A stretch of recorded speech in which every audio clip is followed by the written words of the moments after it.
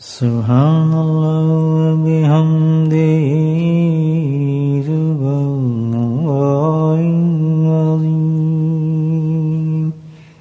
سبحان اللہ وبحمدہ سبحان اللہ العظیم سبحان اللہ وبحمدہ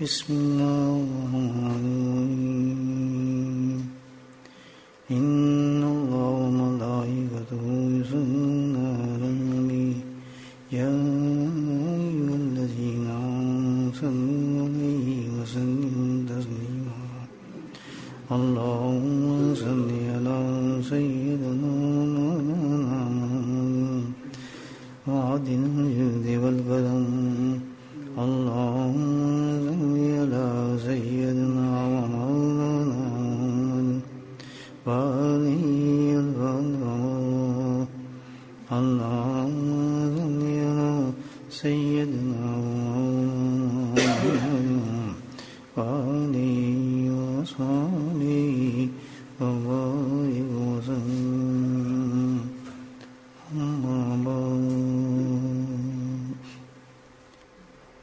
اللہ سبحانہ تعالیٰ نے قرآن حکیم میں ایک جماعت کا کثرت کے ساتھ ذکر فرمایا ہے۔ یہ وہ جماعت ہوگی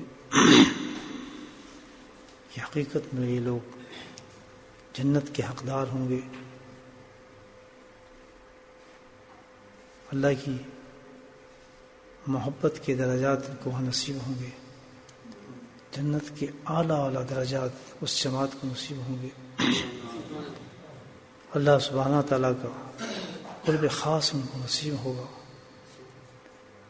بے انتہا انعامات رحمتیں اللہ تعالیٰ کی اس میں ہوں گی۔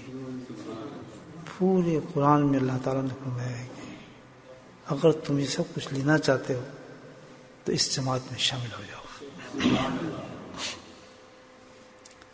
جس جماعت کا اللہ نے ذکر فرمایا ہے وہ ہے متقین۔ یہ وہ جماعت ہے جو جنتی جماعت ہے۔ اللہ سبحانہ تعالیٰ نے پورے قرآن میں بار بار ایمان والوں کو نصیحت فرمائی ہے کہ تقوی اختیار کرو، متقین ہو جاؤ۔ متقین کس کو کہتے ہیں؟ متقین وہ لوگ ہیں، وہ عورت مرد ہے، وہ نہیں ہم سمجھتے ہیں کہ جو کثرت عبادت کرتے ہیں، نہیں، بلکہ وہ لوگ ہیں جو کثرت گناہوں سے پرہیز کرتے ہیں۔ کہ زیادہ عبادات بہت بڑی چیز ہے، بہترین چیز ہے، اس میں کوئی شک نہیں، لیکن گناہ سے پرہیز نہ کرنے پر عبادات کو ضائع ہو جاتی ہے، انسان کی اس کی ساری معاملات ختم ہو جاتے ہیں۔ تو سارا معاملہ کیا ہے؟ تقوی اختیار کرنے کے لیے، متقین بننے کے لیے کدھر زور لگانا چاہیے آدمی کو؟ گناہوں سے بچنے پر۔ ہمیں یہ خیال رہتا ہے کہ بھئی ہم کثرت عبادات جتنی کر لیں گے بس، اور پھر سوچتے ہیں کہ بھئی اللہ والا بننے کے لیے، اللہ والے قریب ہونے کے لیے، اللہ کی محبت کے لیے ہمارا جو معیار ایک ہے کثرت عبادت ہے، لیکن اللہ سبحانہ کا جو معیار ہے وہ کثرت عبادت نہیں۔ اگر کوئی انسان اتنی کر لے کہ جو فرائض اللہ پاک نے دیے ہیں، 5 وقت نماز پڑھنا، رمضان میں روزے رکھنا، زکوٰۃ جو مقرر کی ہے زکوٰۃ کو ادا کرنا، حج کا موسم آ جائے اور حج کی استطاعت ہو کوئی تو حج فرض کرنا زندگی میں ایک دفعہ، بس یہ ہے اصل دین۔ اس کے ساتھ اگر آدمی اتنے رکھ لے کوئی نفل نہ پڑھے، کوئی تہجد نہ پڑھے، کوئی اشراق نہ پڑھے، اور کوئی لمبے چوڑے چکر نہ کرے، کوئی 10 حج نہ کرے، 10 عمرے نہ کرے، پرواہ نہیں. اس کے ساتھ اگر کوئی انسان گناہوں کی طرف توجہ فرما کر جس قدر گناہوں سے بچنا شروع ہو جائے، اسی قدر انسان متقی ہونا شروع ہو جائے. اتنی کافی ہے. ہم کیا کرتے ہیں کہ اس طرف بے انتہا زور ہوتا ہے، نوافل کی طرف. ایسی ہے نا بھائی، اب کسی کو ہم کہیں گے یہ بڑا نیک آدمی ہے تو سب سے پہلے دیکھیں گے یہ تہجد پڑھتا ہے نہیں پڑھتا، اشراق پڑھتا ہے نہیں پڑھتا، یہ فلاں نوافل پڑھتا ہے، حج اس نے کتنے دفعہ کیے جی، بڑا حج کر دے یہ تو بڑا نیک آدمی ہے جی. یہی ہے نا ہمارا میاں. اچھا جی ہاں جی پھر گیا جی، اس سال پھر چلا گیا، ماشاء اللہ جی بڑا نیک آدمی ہے، بڑا جی فلاں. صحیح ہے الحمدللہ، اس میں کوئی شک نہیں، ہم نہیں کہتے. لیکن نیک تو وہ ہے جس کو اللہ نیک کہے، لوگوں کا تھوڑی ہوتا ہے. اللہ پاک کہتا ہے میرے نیک تو وہ آدمی ہے سبحان اللہ کہ یہ میرے فرائض ادا کر دے وقت پہ، اور بس پھر گناہوں سے پرہیز کرے. کہ وہ نافرمانی ہے اللہ تعالیٰ کی، اللہ تعالیٰ نافرمانی پسند نہیں ہے. تو یہ بات اس لیے عرض کر رہا ہوں کہ ہم لوگ الحمدللہ تزکیہ کے اسٹوڈنٹ ہیں، تو ہمیں اپنے منزل کا صحیح تعین کر لینا چاہیے. اس لیے ہم بیٹھتے ہیں، جمع ہوتے ہیں کہ وہی سبق دہرا لیے جائیں تاکہ ادھر ادھر نہ ہو جائے. تو ہمیں کس پہ زور لگانا ہے جی؟ پھر کیا بنیں گے؟ متقی بنیں گے. سبحان اللہ. جس کے قرآن کی آیتیں پڑھنا شروع کریں تو الحمدللہ تقویٰ کے ایسے ایسے انعام اللہ نے عطا فرمایا ہے، ایسے ایسے. جب بھی اونچا انعام عطا فرماتے ہیں نا قرآن میں تو فوراً کہہ دیتے ہیں کہ متقی کے لیے ہے. یہ اس شخص کے لیے جھوٹ سے بچتا ہے، اس کے لیے جو غیبت سے بچتا ہے، جو اس کے لیے جو حرام سے بچتا ہے، یہ اس کے لیے ہے جو گانے بجانوں سے بچتا ہے، اس کے لیے جو کسی کا ظلم نہیں کرتا ہے، اس کے لیے ہے جو فراڈ نہیں کرتا ہے، اس کے لیے جو حرام نہیں کھاتا ہے. ان کے لیے اللہ نے جنت رکھی ہے. یہ کہیں نہیں کہا کہ اس کے لیے جو اتنا فلاں کرتا ہے فلاں کرتا ہے. تو ہمیں چاہیے یہ الحمدللہ کہ ہمیں دونوں یہ ہم تزکیے پہ ہمیں چاہیے کہ ہماری عبادت بھی زیادہ ہوں اور گناہ بھی کم ہوں. مزہ تو یہ ہے نا کہ وہ بیلنس میں بچا جا رہا ہو اللہ کے فضل سے.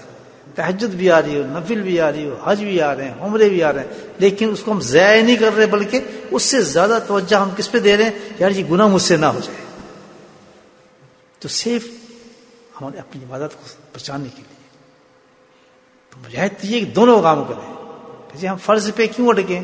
ہم تو نفل بھی پڑھیں گے، نفل کے ساتھ ساتھ الحمدللہ گناہوں سے بھی بچیں. یہی تھا نا ماحول ایسا. وہ تو ایک سٹینڈرڈ دی ہے ہمیں بتانے کے لیے کہ اللہ تعالیٰ جو ہے عبادت سے زیادہ گناہ نہ کرنے کو زیادہ پسند فرماتے ہیں. تو یہ ہمارا معاملہ ہے. گناہ جو تو بھائی شیطان تو ہر وقت گناہ انسان سے کراتے رہتا ہے، بتاتے رہتے ہیں. گناہ کی تشخیص تو کرنا ہر وقت انسان کو کہ گناہ مجھ سے نہ ہو. عجیب گناہ ہے کہ دیکھیں جس کی سزا کتنی بڑی اللہ پاک نے دی ہے، اور دیکھیں کتنا عام ہوگا ہماری زندگی کے اندر.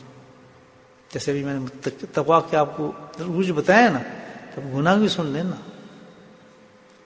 بھائی ہم تو اسی لیے بیٹھے ہیں الحمدللہ، جمع اس لیے ہوئے نا کہ میں نے آپ کو قصہ کہانی نہیں سنانی، لیلا مجنوں قصے نہیں سنانے یا قرآن کے قصے نہیں سنانے. میں تو آپ کو ایک سیدھی بات کرنی. بھائی اللہ نے فضل دیا ہے، تھوڑا جمع کیا ہے، جب مجلس سے اٹھ جائیں ایسا سبق لے کے جائیں کل سے پریکٹس شروع کر دیں.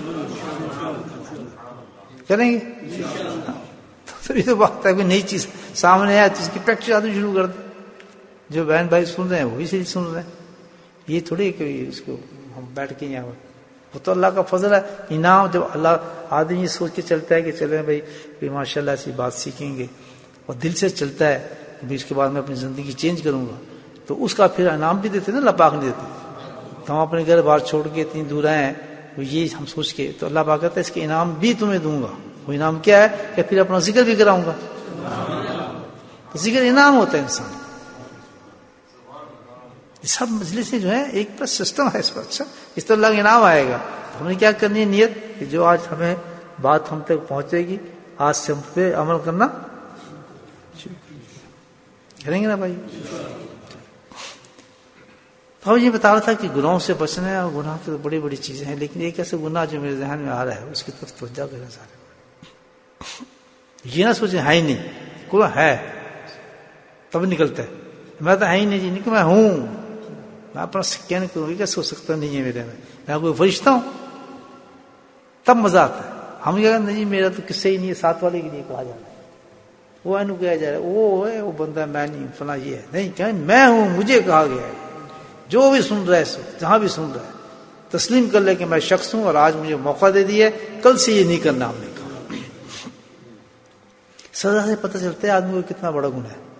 نہیں مثال کے طور پہ آپ جیل خانے جائیں نا، جیل خانے میں جا کے انٹرویو لیں گے، تمہیں کتنی سال کی قید ہے؟ جی مجھے جی 5 سال کی قید ہے. پتہ چل دے گا ایسے جرم کیا ہے. آگے جائیں تجھے تیری کتنی سزا ہے؟ جی میں نے 10 سال دی ہے. وہ یہ بڑا چور ہے، اس نے بڑا جرم کیا ہوگا. آگے جائیں گے پھر کہیں گے جی کہ جی مجھے تو 25 سال کی سزا دی ہے. یہ اس سے بڑا یہ اسٹینڈرڈ ہوگا نہیں ہوگا؟ کیوں جی یہ پولیس والا بیٹھا پوچھو تو کھولو یہ اسٹینڈرڈ ہوتا. جس کو زیادہ سزا دی جائے تو پتہ یہ بڑا چور ہے، بڑا.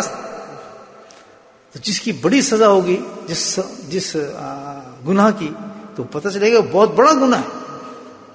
ہماری نظر میں بے شک چھوٹا ہو، یہ بڑا مشکل ہے نا دیکھنا.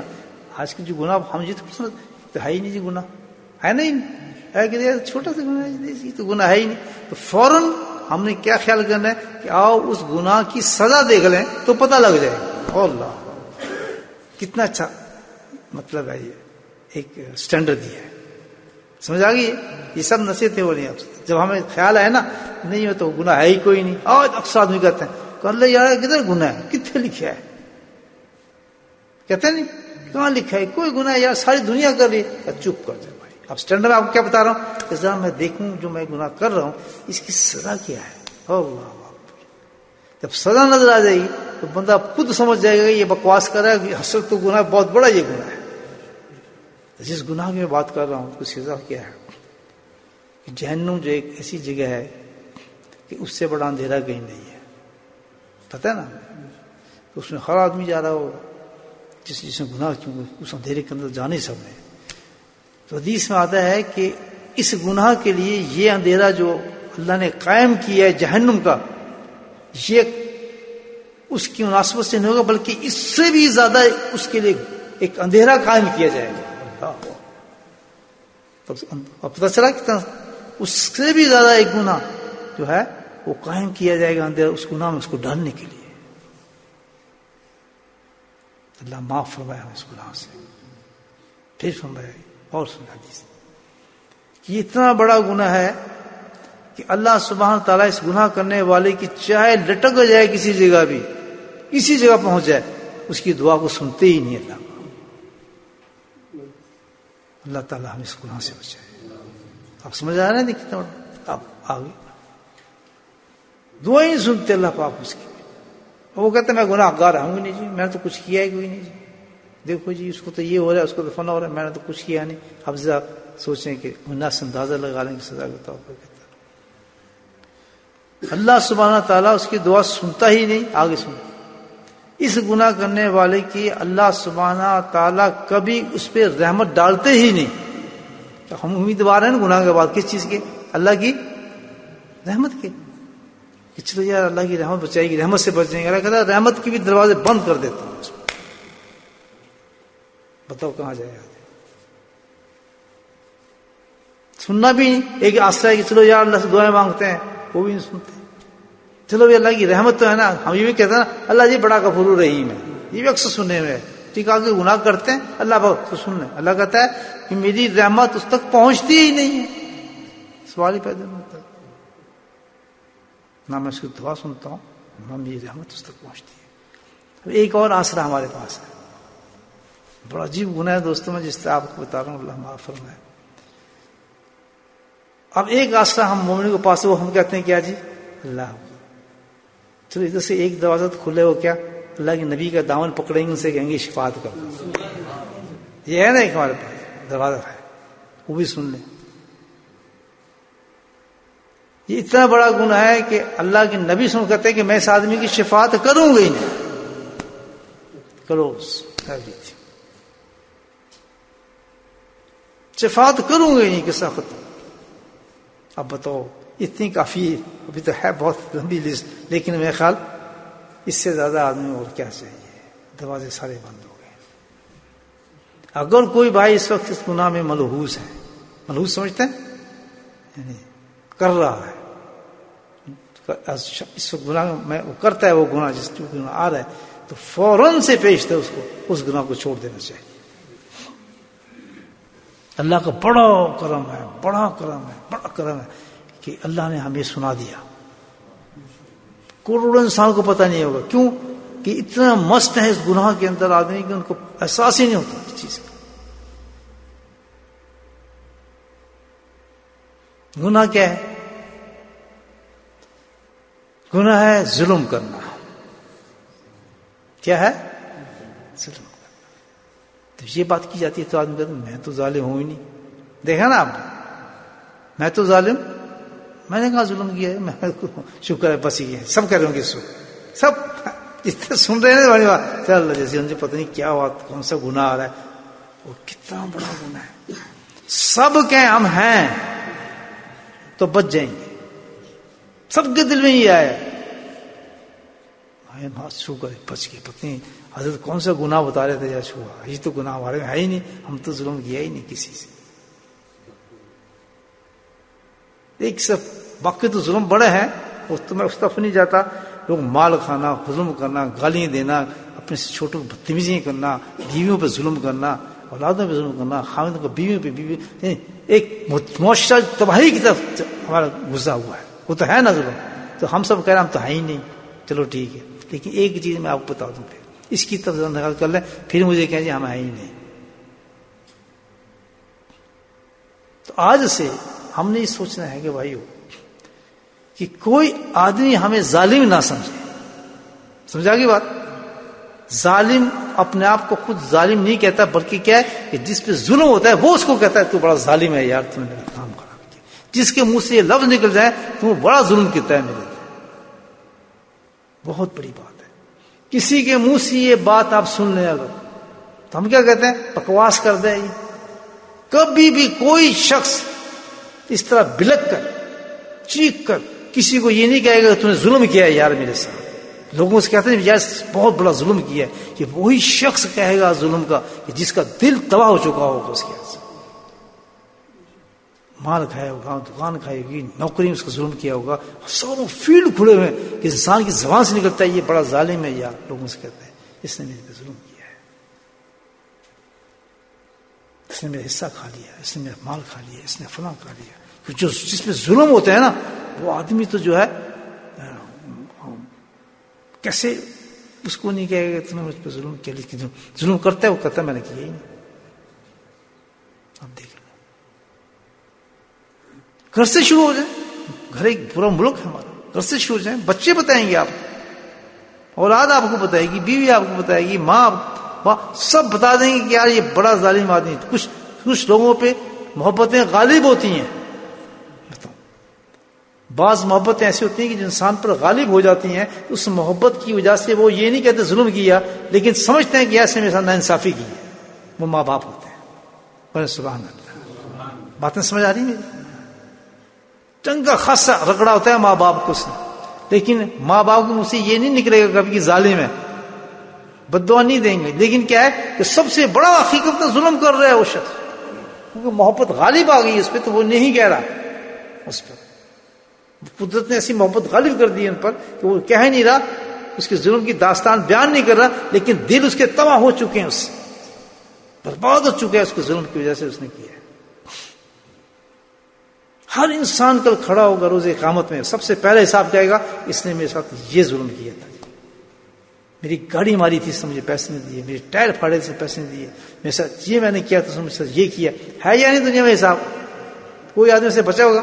میں ایک کیتا جو ہے نہیں کیتا، میں نے اس نے یہ کیا، اس نے میرے ساتھ یہ نہیں کیا، میری بہن نے میں کیا، اس بھائی نے یہ نہیں کیا. آج پوری داستان سے کھلی ہوئی ہے. اور یہ گناہ آپ دیکھنے کتنا بڑا ہے. اصل متقی وہ ہوگا سبحان اللہ کہ دشمن کے منہ سے بھی نکلے یار آدمی اچھا ظلم شروع نہیں کرتا تھا، چھوڑ دیتا تھا. ہوں گے دنیا میں ایسے لوگ.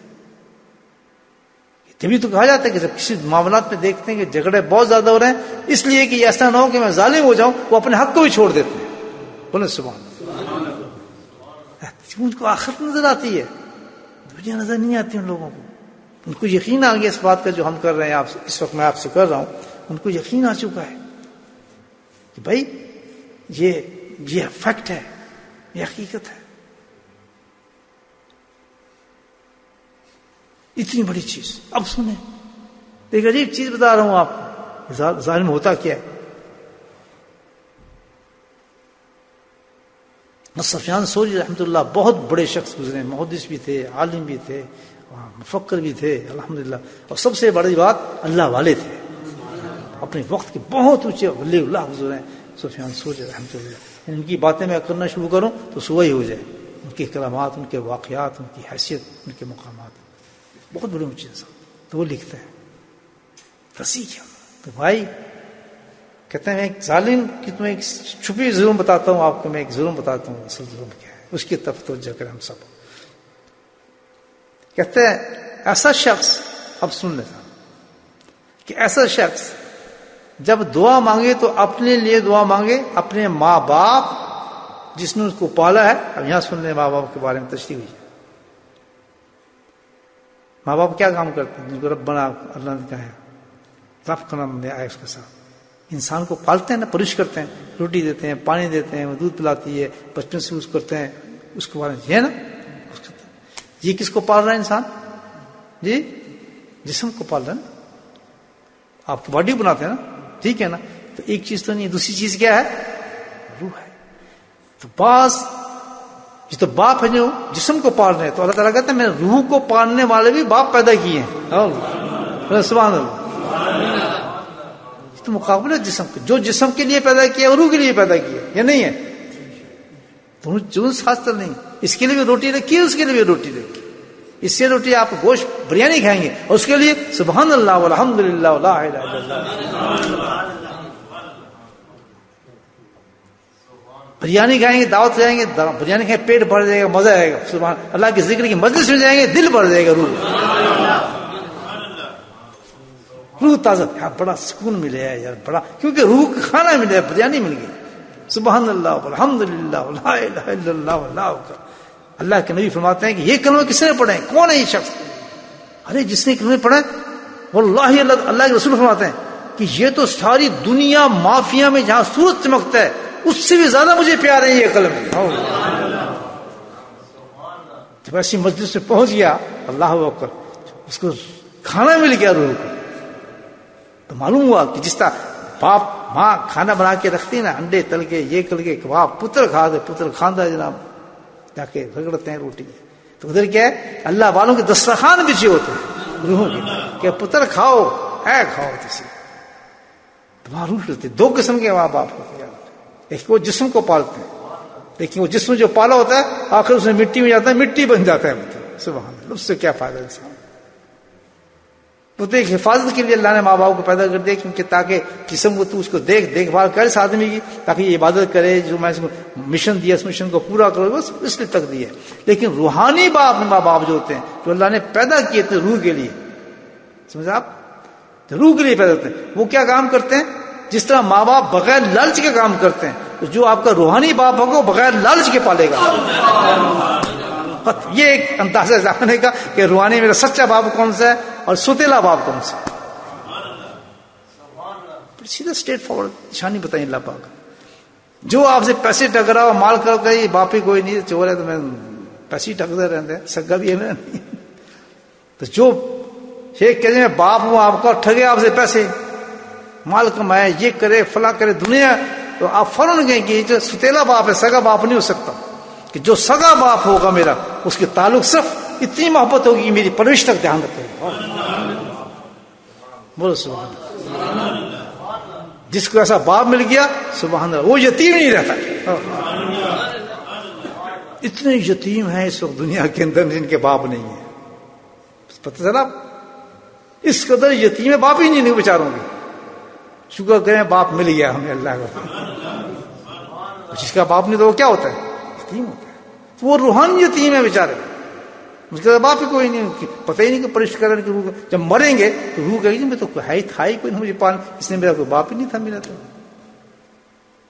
کوئی تھا ہی نہیں جو دیکھ بھال کرتا ہے میری، مجھے بتاتا، مجھے کھانے کھلاتا، مجھے ذکر کراتا، مجھے باتیں سناتا، تھا ہی کوئی نہیں، گیا ہی نہیں. تو کدھر یہ تو لگا رہا اپنے حساب سے، بس پیٹ بھرتا رہا، جسم بھرتا رہا اس کا، اسی کو بہتر سمجھتا تھا جو اس کو روٹی کھلاتا. تاثری رحمۃ اللہ فرماتے ہیں کہ والدین، اب پھر میں آتا ہوں اس حدیث کی طرف، دیکھا کتنی اہمیت والدین کی. اب سنیں حدیث کہ ظالم کون ہوا آخرت کے اندر. فرمایا وہ شخص جو اپنے لیے تو دعا مانگ رہا ہے لیکن اپنے والدین کو، جسمانی اور روحانی والدین کو جس نے پال رہا ہے اس کو، وہ اور سبحان اللہ، وہ جو نبی صلی اللہ علیہ وسلم جس سے سب سے زیادہ محبت کرتے ہیں. آپ کس سے کرتے ہیں؟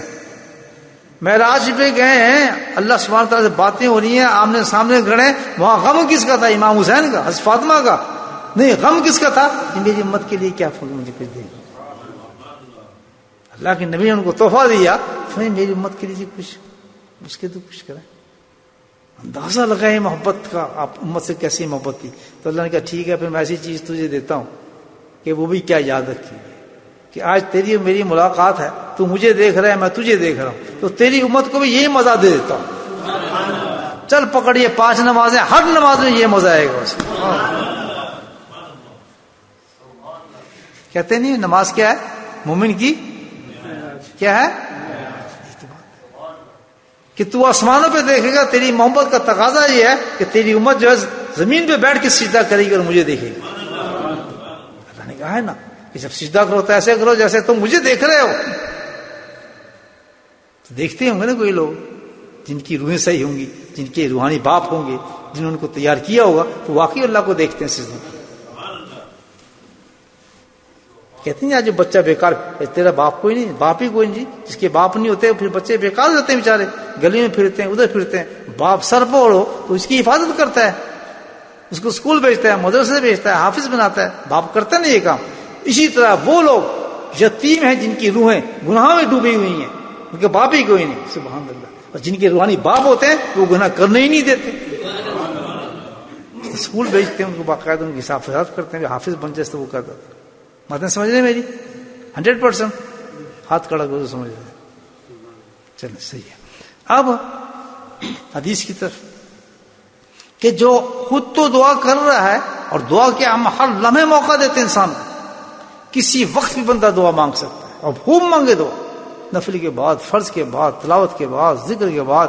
ویسے ہی دل کر رہا ہے تو سجدہ کر کے دعا مانگے، ہر وقت دعا کر سکتا ہے. یہ کوئی نہیں ایک دفعہ درود شریف پڑھا دعا مانگ لی، یہ کوئی وقت تو نہیں اللہ تعالیٰ کو مانگنے کا. جس وقت چاہے مانگے. یہ تو ایک درجے رکھتے ہیں کہ اس وقت خاص میری رحمت ہوتی ہے.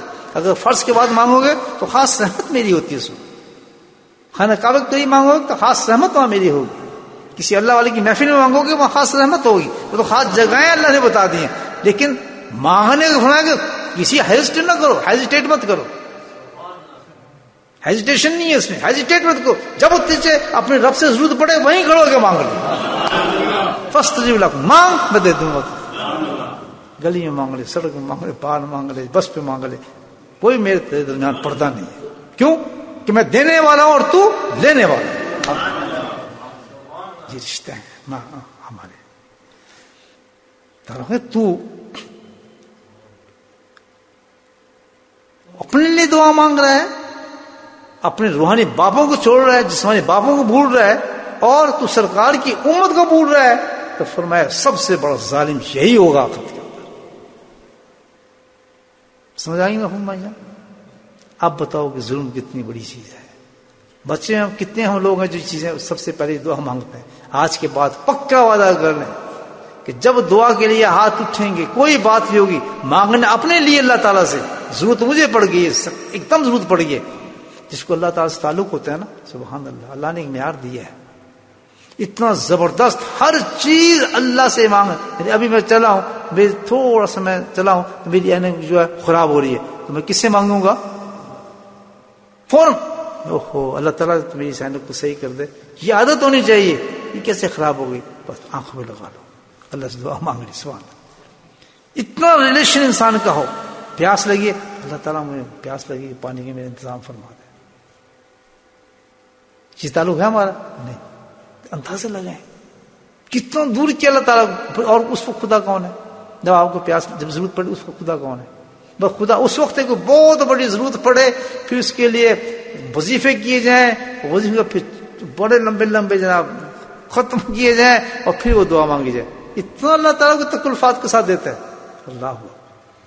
اللہ تو کہتا ہے چلتے چلتے اگر تجھے ایک دم ضرورت پڑ گئی کسی چیز کی، چل رہا ہے تو تجھے پیاس کی ضرورت پڑ رہی ہے، وہیں کھائے. اللہ تعالیٰ مجھے پیاس لگ رہی ہے پانی پلا، اللہ یا پانی دے گا یا پیاس گھٹا دے گا. اللہ کی قسم کھا کرتا ہوں یہ ریلیشن آپ کر کے دیکھیں. ہم سوچتے ہیں یہ تو یہ کیا، یہ تو کس سے مانگ رہے ہیں، یہ ہے تعلق بھائی. کیا ذکر کرتے ہیں پھر ہمیں پتہ ہے، اس لیے ذکر کرتے ہیں کہ ایک لمحہ بھی اللہ کو نہ بھولیں، ہر وقت اللہ کے محتاج ہیں. میری میں چل رہا ہوں، میں جناب گڑی بھول ہے، اللہ تعالیٰ کو انتظام فرماؤ، میں تو گڑی بھول آیا ہوں، میں کیا کروں. میرے ساتھ کافی دفعہ یہ ہوا ہے. سبحان اللہ، گھڑی موجود ہو جاتی ہے، انتظام فرما دیتے ہیں. مانگے اس سے، دے ملے نہ ملے اس سے خوش تو ہو گیا نا اللہ تعالیٰ. اچھا اس کو پتا ہے میں ہی دوں گا اور کوئی نہیں دے سکتا.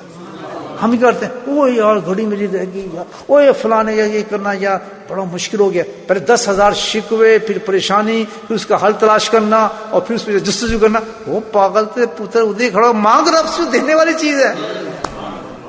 اتنا دور کیوں جا رہا تھا؟ کیوں؟ یقین نہیں، ہمیں یقین نہیں.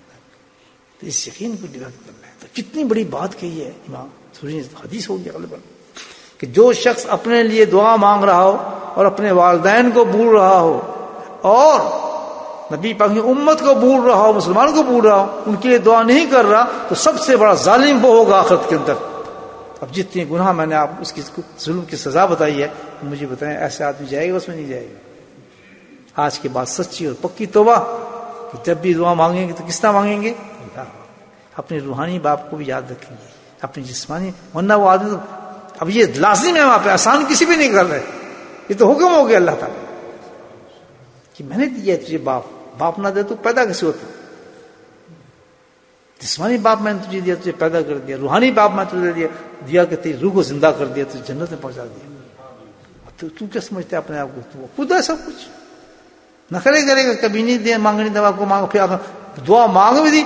جی ہم آپ کے لیے دعا مانگتے ہیں، جی ہم نے آپ کے لیے عمرہ کیا ہے جناب، ہم آپ کو ہمیشہ دعاؤں میں یاد کرتے ہیں جناب، میں نے آپ خواب میں دیکھا ہے، میں نے آپ کو آسان مار رہے ہیں، اس کو آسان مار رہے ہیں کہ ہم اپنے باپ، ہم تو آپ کے لیے دعا کرتے ہیں، ہم نے آپ کے لیے عمرہ کیا، وہاں سے ٹیلی فون کرتے ہیں، ہم نے آپ کے لیے یہ کر رہے ہیں. شرم آتی سن کے، اتنا بڑا آسان. میں مجھے تو کہتا ہے میں تو پانی میں کہ بھائی میں اتنا بڑا تیرا آسان کیسے اتاروں، میں تو بڑا چھوٹا انسان ہوں. کیونکہ احسان ہو جاتا ہے نا انسان پر کہ میں آپ کو اتنے ہزار چک دے رہا ہوں، جی میں اتنے روپیہ دے رہا ہوں، تو آدمی شرمندہ نہیں ہوتا؟ بھائی میں تو گناہ گار ہوں، میں تو دعا بھی نہیں کر سکتا، میری دعاؤں کی حیثیت ہے، اب اتنا بڑا مجھ پہ احسان کر دیا. یہ بات ہے کرنے کی، حق ہے. وہ اپنا معاملے سارا خراب کر دی یہ بات کہہ کر، میں نے تو آپ کے لیے عمرہ کی ہے. تعجب تو یہ تم عمرہ کیا کیوں نہیں؟ جب تو عمرہ کرنے جا رہا ہے تو سب سے پہلے یہاں سے احرام ہی تیرا اپنی شیخ کی نیت سے ہونا چاہیے، تو تیرا عمرہ بھی قبول ہو جائے. یہ کوئی بتانے والی بات ہے؟ روزے پہ حاضری دے رہا ہے تو سب سے پہلے اپنے شیخ کا واسطہ دے وہاں، تو تیرا وہ بھی قبول، سلام بھی قبول ہو جائے گا. وہ وہاں شو مار رہے ہیں، ہم سلام کرنے گئے تو آپ یاد آ گئے، میں نے آپ کو بھی سلام دے دیا. کتنا فرق ہے مجھے بتائیں. یہ بتایا جا رہا ہے. ابھی تو اس کی بہت ڈیکریشن ہے، آپ کیا بتاؤں. ہم سوچیں قصہ ختم کر دیا. تم کا سمجھتے ہو تو ظالم نہیں ہے، تو ظالم تو تجھے پتہ چلے گا اس وقت. دو چیزوں کا سوال کیا جائے گا، جب تو دعائیں مانگیں گی، تو اللہ نے توفیق دی تھی، کبھی اپنے والدین کو یاد کیا تھا اس دعا میں؟ کبھی نبی پاک کی امت کو یاد کیا تھا اس دعا کے اندر؟ کریں گے وہی سے دعا کریں گے نا. کتنا بڑا راز کھول دیا الحمدللہ اللہ تعالیٰ نے. ہم اپنے کو ظالم نہیں سمجھتے تھے، ظالم آتے کتنے بڑے ظلم کرتے رہے. وہ تو ایک ظلم ہے جو اوپن ہے، جو ہے اللہ تعالیٰ اس سے بچائے گا پھر انشاءاللہ. تو اللہ تعالیٰ ہمیں توفیق دے کہ آخرت ایسی ہو ہماری کہ ہمارا حشر کس میں ہو، متقین میں ہو، کہ جس دنیا سے جائیں تو ہمارے پہ ایک بھی گناہ کا دھبا نہ ہو. الحمدللہ ناممکن، یہ کوشش ہماری ہے اس لیے کہ ہم تقوی کے ساتھ اس دنیا سے نکل جائیں. بسم اللہ سید المرسلین جبی المؤمنین طه یاسین اللهم صل على سيدنا ومولانا محمد نبي الأمي وأزواجه أمهات المؤمنين وذريته وأهل بيته كما صليت على آل إبراهيم إنك حميد مجيد وسلم تسليما دائما أبدا كثيرا كثيرا كثيرا. اللهم اغفر لنا ذنوبنا وظلمنا وعزلنا وجدنا وخطأنا وعمدنا كل ذلك عندنا. اللهم ربنا آتنا في الدنيا حسنة وفي الآخرة حسنة وقنا عذاب النار وقنا عذاب القبر وقنا عذاب الحشر وقنا عذاب الميزان وادخلنا الجنة مع الأبرار يا عزيز يا غفار يا رب العالمين يا رب العالمين يا رب العالمين. ربنا ظلمنا أنفسنا وإن لم تغفر لنا وترحمنا لنكونن من الخاسرين. ربنا لا تزغ قلوبنا بعد إذ هديتنا وهب لنا من لدنك رحمة إنك أنت الوهاب. يا مصرف القلوب صرف قلوبنا على طاعتك. اللهم ثبتنا على الإيمان وأمتنا على الإيمان وأجرنا يوم القيامة مع الإيمان. اللهم اهدنا الصراط المستقيم اللهم اهدنا الصراط المستقيم اللهم اهدنا الصراط المستقيم. اللهم استعملنا بسنتي ونفعنا بمحبتي واشرنا بزمرته يا كريم. اللهم إنا على ذكرك وشكرك وحسن عبادتك. ربنا هب لنا من أزواجنا وذرياتنا قرة أعين واجعلنا للمتقين إماما. اللهم رب ارحمهما كما ربياني صغيرا. یا اللہ ہمارے ماں باپ کو بخش. اللهم رب ارحمهما كما ربياني صغيرا. اللهم رب ارحمهما كما ربياني صغيرا. اللهم اغفر لنا ولوالدينا وأستاذينا ومشايخنا وجميع المؤمنين والمؤمنات والمسلمين والمسلمات الأحياء منهم والأموات برحمتك يا أرحم الراحمين. سبحان ربك رب العزة عما يصفون وسلام على المرسلين والحمد لله رب العالمين. آمين.